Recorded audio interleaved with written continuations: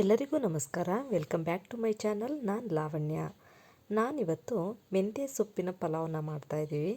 ಈ ರೀತಿ ನೀವು ಒಂದ್ಸಲ ಟ್ರೈ ಮಾಡಿ, ತುಂಬ ರುಚಿಯಾಗಿರುತ್ತೆ.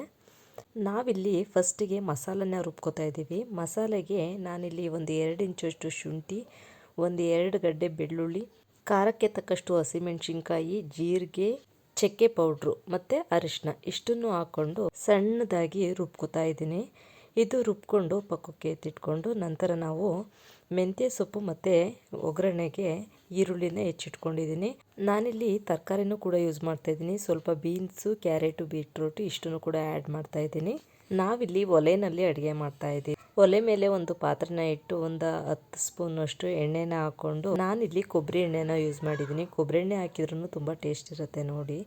ನಂತರ ಎಣ್ಣೆ ಕಾದ್ಮೇಲೆ 1 ಗಡ್ಡೆ ಈರುಳ್ಳಿ, ಹೆಚ್ಚಿಟ್ಕೊಂಡಿರೋ ಅಂಥ ಮೆಂತ್ಯ ಸೊಪ್ಪು ಇಷ್ಟನ್ನು ಹಾಕ್ಕೊಂಡು ಚೆನ್ನಾಗಿ ಫ್ರೈ ಮಾಡ್ಕೊಳ್ಳೋಣ. ಇದಿಷ್ಟು ಫ್ರೈ ಆದಮೇಲೆ ಮತ್ತೆ ನಾವು ತರಕಾರಿನ ಏನು ಹೆಚ್ಚಿಟ್ಕೊಂಡಿದ್ದೀವಿ ಆ ತರಕಾರಿನೂ ಕೂಡ ಇದಕ್ಕೆ ಆ್ಯಡ್ ಮಾಡಿ ನೀಟಾಗಿ ಇದು ಎಣ್ಣೆನಲ್ಲೇ ಫ್ರೈ ಆಗಬೇಕು.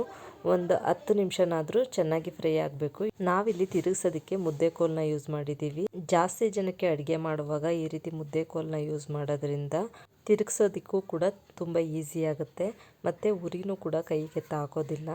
ನಾವಿಲ್ಲಿ ಒಂದು 10 ಮೆಂಬರ್ಸಿಗೆ ಆಗುವಷ್ಟು ತಿಂಡಿನ ಮಾಡ್ತಾ ಇರೋದು, ಹಾಗಾಗಿ ನಾವು ಮುದ್ದೆಕೋಲನ್ನ ಯೂಸ್ ಮಾಡಿದ್ದೀವಿ.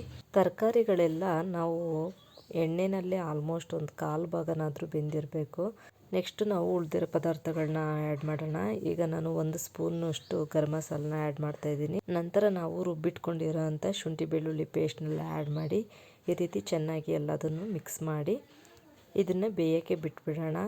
ನೆಕ್ಸ್ಟು ನಾನಿಲ್ಲಿ 2 ಸ್ಪೂನಷ್ಟು ಧನಿಯಾ ಪೌಡ್ರನ್ನು ಕೂಡ ಆ್ಯಡ್ ಮಾಡ್ತಾಯಿದ್ದೀನಿ. ಧನಿಯಾ ಪೌಡ್ರ್ ಆ್ಯಡ್ ಮಾಡಿದ್ಮೇಲೆ ನೀರನ್ನು ಕೂಡ ಆ್ಯಡ್ ಮಾಡಿಬಿಡೋಣ. ನೀರನ್ನು ನಾನಿಲ್ಲಿ 4 ಲೋಟ ಅಕ್ಕಿನ ವಾಶ್ ಮಾಡ್ಕೊಂಡು ಇಟ್ಕೊಂಡಿದ್ದೀನಿ. 4 ಲೋಟ ಅಕ್ಕಿಗೆ 8 ಲೋಟ ನೀರನ್ನ ಆ್ಯಡ್ ಮಾಡಿದ್ದೀನಿ. ಇದೇ ಸಮಯದಲ್ಲಿ ರುಚಿಗೆ ತಕ್ಕಷ್ಟು ಉಪ್ಪನ್ನು ಕೂಡ ಆ್ಯಡ್ ಮಾಡಿ ಇದು ಚೆನ್ನಾಗಿ ಬೇಯೋಕ್ಕೆ ಬಿಟ್ಬಿಡೋಣ.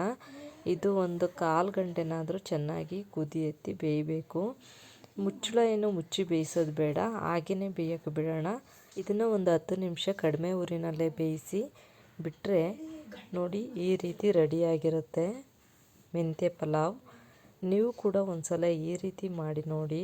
ಮನೆಯಲ್ಲಿ ಜಾಸ್ತಿ ಜನ ಇದ್ದಾಗ ಈ ರೀತಿ ಮಸಾಲೆ ರುಬ್ಬಾಕಿ ಪಲಾವ್ ಮಾಡಿದರೆ ತುಂಬ ಚೆನ್ನಾಗಿರುತ್ತೆ. ನೀವು ಕೂಡ ಒಂದ್ಸಲ ಟ್ರೈ ಮಾಡಿ ಹೇಗಿತ್ತು ಅಂತ ಕಮೆಂಟ್ ಮೂಲಕ ತಿಳಿಸಿ. ವಿಡಿಯೋ ಇಷ್ಟ ಆಗಿದ್ದಲ್ಲಿ ಒಂದು ಲೈಕ್ ಮಾಡಿ, ಶೇರ್ ಮಾಡಿ, ಸಬ್ಸ್ಕ್ರೈಬ್ ಮಾಡಿ. ಧನ್ಯವಾದಗಳು.